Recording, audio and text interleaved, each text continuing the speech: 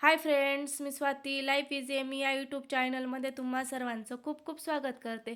बघू शकता अगदी चायनीजच्या गाड्यावर जशा भेटतात ना, तशा पद्धतीने मस्त मोकळे मोकळे छान असे नूडल्स तयार करून घेतलेले आहेत. तर काय करायचं माहिती आहे की एक मोठी कढाई घ्यायची, त्याच्यात पाणी उकळतं ठेवायचं, मीठ टाकून घ्यायचं, अर्धच मीठ टाकायचं जास्त न वापरता, की त्याच्यानंतर त्याच्यामध्ये मस्त स्लाईस ज्या असतात ना त्या 2 तुकड्यांमध्ये करून टाकून द्यायच्या. छान अशी उकळी आल्यावर आपोआप त्या मोकळ्या मोकळ्या होतात, शिजून जातात आणि फक्त 50%च उकळावे.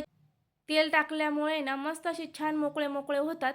तर अशा पद्धतीने आता आपले एक साईडला आहे ना, मस्त आता नूडल्स उकळत आहेत आणि आपण 50% शिजून घेणार आहोत.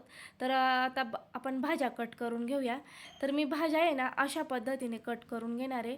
तर कांदासुद्धा मी लांब आकारात आपण कापतो ना त्या पद्धतीने कापायचे आहेत आणि शिमला मिरचीसुद्धा त्या पद्धतीनेच कापून घेणार आहे.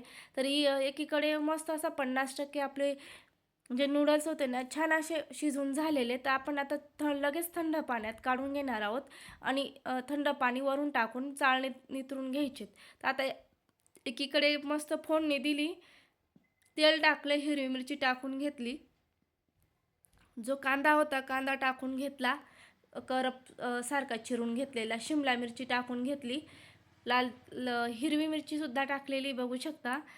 तर आता अशा पद्धतीने थोडेसे 2 मिनटासाठी आपण ह्या पद्धतीने फ्राय करून घ्यायचेत. जास्त पण नाही. थोडं मीठ टाकून घेऊया. तो व्हिडिओ माझा स्किप झालेला आहे.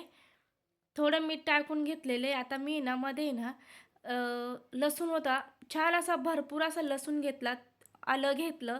अशा पद्धतीने बारीक-बारीक कट करून घेतलं आणि याचा कच्चा फ्लेवरच आपल्याला नूडल्सला खूप छान लागतो.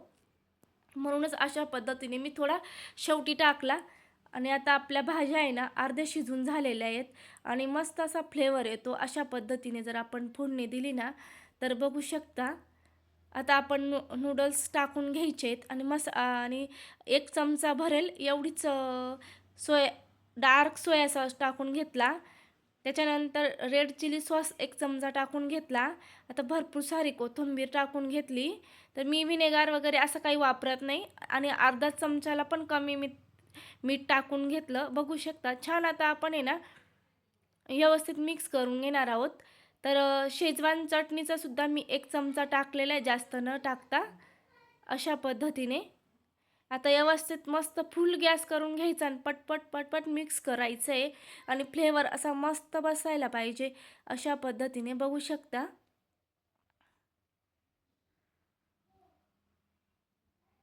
मस्त आता व्यवस्थित आपण मिक्स करून घेणार आहोत.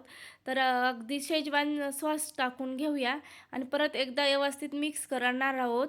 तर शेजवान सॉस टाकल्यामुळे सुद्धा अगदी मस्त अशी टेस्ट येते. तर आता आपण पटपट मिक्स करून घेणार आहोत. फुल असा गॅस करायचा या स्टेपला.